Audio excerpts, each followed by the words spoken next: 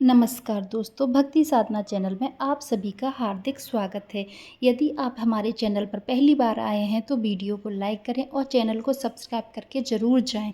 धन्यवाद। नारद पुराण के अनुसार सोमवार का व्रत प्रत्येक व्यक्ति को करना चाहिए एवं प्रातः स्नान करके शिव जी को जल और बेलपत्र चढ़ानी चाहिए। शिव गौरी का पूजन करना चाहिए। शिव पूजन के बाद सोमवार व्रत की कथा अवश्य सुननी चाहिए। व्रत की कथा के बिना कोई भी व्रत पूर्ण नहीं माना जाता। अब हम आपको सोमवार के व्रत की कथा सुनाते हैं। एक समय की बात है, किसी नगर में एक साहूकार रहता था। उसके घर में धन की कोई कमी नहीं थी, लेकिन उसके कोई संतान नहीं थी। इस बात के कारण वह बहुत दुखी रहता था। पुत्र की प्राप्ति के लिए वह प्रत्येक सोमवार को व्रत करता था और पूरी श्रद्धा के साथ शिव मंदिर में जाकर भगवान शिव और माता पार्वती की पूजा करता था। उसके भक्ति भाव को देखकर एक दिन माँ पार्वती प्रसन्न होकर शिवजी से बोली कि उस साहूकार की इच्छा को पूर्ण करना चाहिए। पार्वती जी की इच्छा सुनकर भगवान शिव ने कहा कि हे पार्वती, इस संसार में हर प्राणी को उसके कर्मों का फल मिलता है। जिसके भाग्य में जो हो वो उसे भोगना ही पड़ता है। लेकिन पार्वती जी ने कहा, साहूकार की भक्ति का मान रखिए और उसकी इच्छा पूर्ण कीजिए। माता पार्वती के बार बार आग्रह करने पर शिवजी ने उस साहूकार को पुत्र प्राप्ति का वरदान तो दे दिया, लेकिन उन्होंने कहा कि यह बालक केवल 12 वर्ष की आयु तक जीवित रहेगा। माता पार्वती और शिवजी की बातें साहूकार सुन रहा था। इस बात से उसको ना कोई प्रसन्नता हुई, ना ही कोई दुख हुआ। वह पूर्ववत वैसे ही शिवजी महाराज की पूजा करता रहा।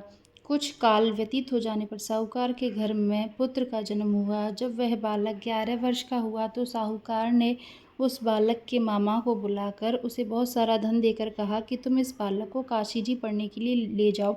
रास्ते में जहाँ भी जाओ वहाँ यज्ञ कराते हुए, ब्राह्मणों को भोजन कराते हुए और दक्षिणा देते हुए जाना। वे दोनों मामा भांजे इसी तरह यज्ञ कराते हुए, ब्राह्मणों को दान दक्षिणा देते हुए काशी की ओर चल पड़े। रास्ते में उन्हें एक नगर पड़ा। उस नगर की राजा की कन्या का विवाह था।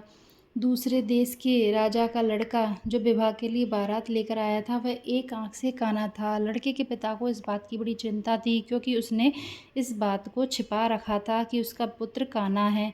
जब उसने अति सुंदर साहूकार के पुत्र को देखा तो उसके मन में विचार आया, क्यों ना इस लड़के को ही दूल्हा बनाकर राजकुमारी से विवाह करा दूं। विवाह के बाद इसको धन देकर विदा कर दूंगा और राजकुमारी को अपने नगर ले जाऊंगा। लड़के को दूल्हे के वस्त्र पहनाकर राजकुमारी से विवाह कर दिया गया। लेकिन साहूकार का पुत्र बहुत ईमानदार था।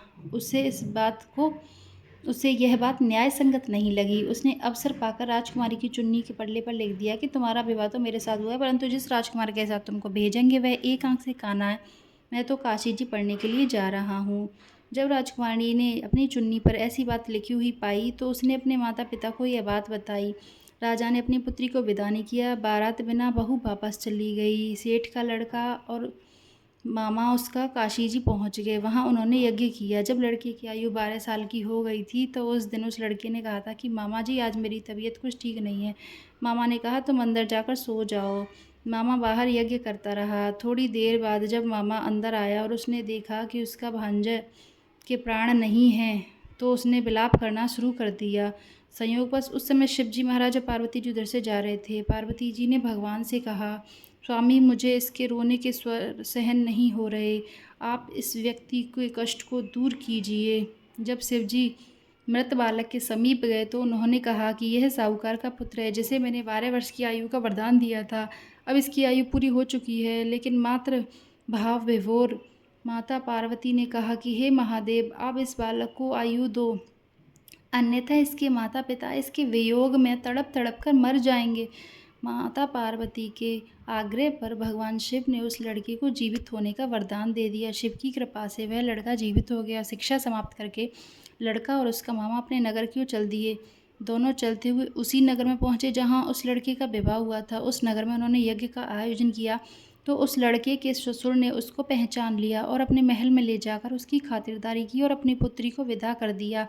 इधर साहूकार और उसकी पत्नी भूखे प्यासे रहकर प्रतीक्षा कर रहे थे। उन्होंने प्रण कर रखा था कि यदि हमारा पुत्र सकुशल घर आया तो हम अन्न जल ग्रहण करेंगे, अन्यथा अपने प्राण त्याग देंगे। जब उन्होंने अपने बेटे के जीवित होने का समाचार पाया तो वे बेहद प्रसन्न हुए।